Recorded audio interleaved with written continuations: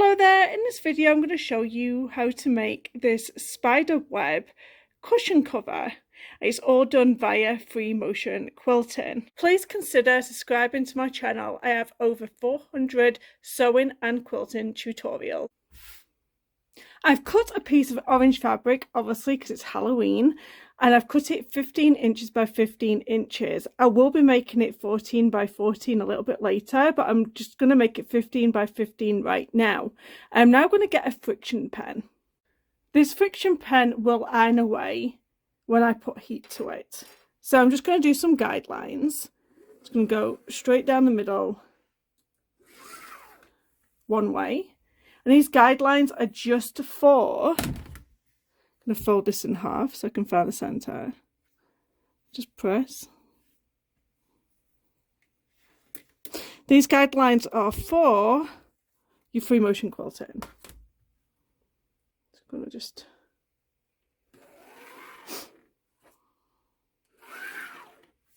Now we're going to do something along the line of a cobweb. So I'm going to go point to point. And I'm going to go point to point this way. And they are my markings for where my free motion quilting is going to go. I'm not going to try and do this so it's like perfectly straight. You can get a ruler if you want to. I don't want to make it look straight. I just want to make it look a bit quirky. So we're going to do this spider web on our free motion quilting. I'm not paid nor sponsored to create this video. I use a Babylock Soprano for my sewing tutorials. You should not need to change your tension on your sewing machine. I use the same weight in my top thread as what it is in the bobbin thread. If you try to use a different weight of thread in your top thread and your bobbin thread, it will cause tension issues. So use the same thread weight in both the top thread and the bobbin thread, and you will not have any tension issues. The reason why it causes tension issues is because if you're using a heavy weight in your top thread than you are in your bobbin thread, then they're kind of fighting against each other.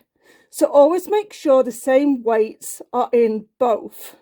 And also lower your feed dogs. If you do your free motion quilting with your feed dogs up, you could also cause some timing issues in your sewing machine because you are counteracting what these feed dogs are doing because they want to drag the fabric forward because that's how it generally sews. And if you're using the feed dogs up, then you could actually cause some timing issues with your sewing machine.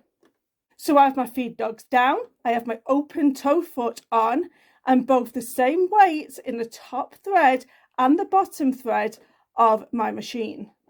So I now have a quilt sandwich. So I have my top layer here, I have my batting layer, and I have some fabric that I don't particularly like that I just want to use up. Now I'm just going to free motion quilt all the way down.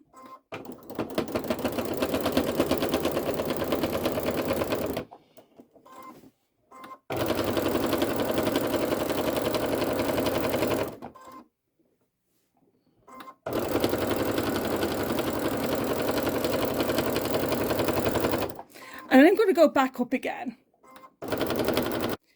So what I'm going to do is put my hands flat down and I'm going to go all the way down.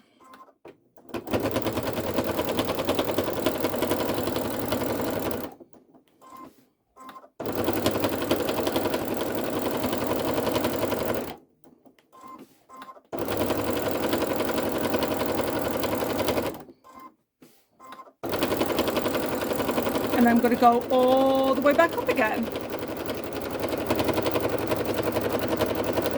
This is a great way of practicing. I'm going to do it on all the sides.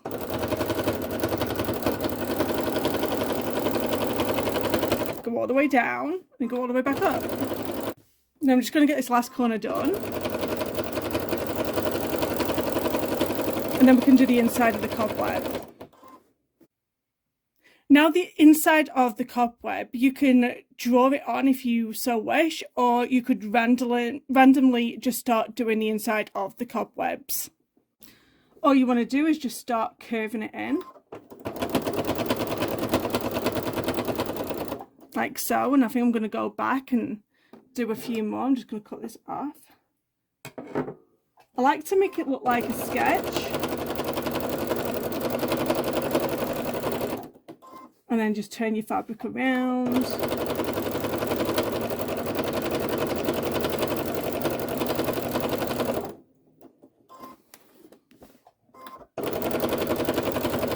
It's just a half circle.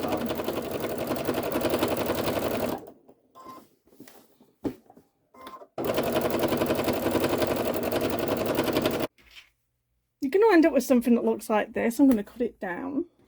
I'm going to make a cushion out of it. And take off all the sides.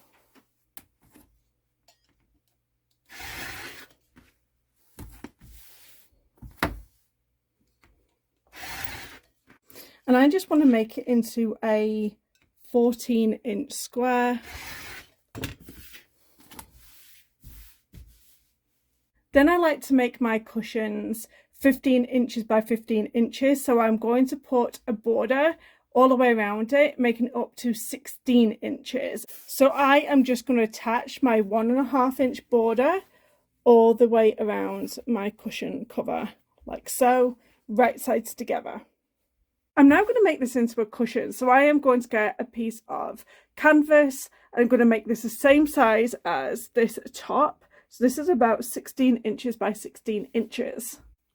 I'm going to use a zip that is longer than 16 inches, and I'm going to fold my canvas in half, and I'm going to cut this in half where this line is. I'm going to take one of the half sections and I'm going to put it with the zipper face down. And then I am going to sew with my zipper foot on and attach the zip down here. You're going to open the zipper out, and again with the zipper facing up, we're going to attach the other section and make sure that these fabrics are in line with each other, and sew all the way down, attaching that zipper tape. Then you're going to make sure that the zipper tape is lying flat on the back, and then you're going to top stitch all the way down here. By top stitching, it helps to make that zipper lay flat on the back. Now place your cushion cover face down onto the backing, and at this point you want to unzip the zipper. Don't forget to do that. So unzip your zipper and everything is facing each other. And then we're going to sew all the way around our cushion cover. And now you can just pull that zipper back and push everything right sides through.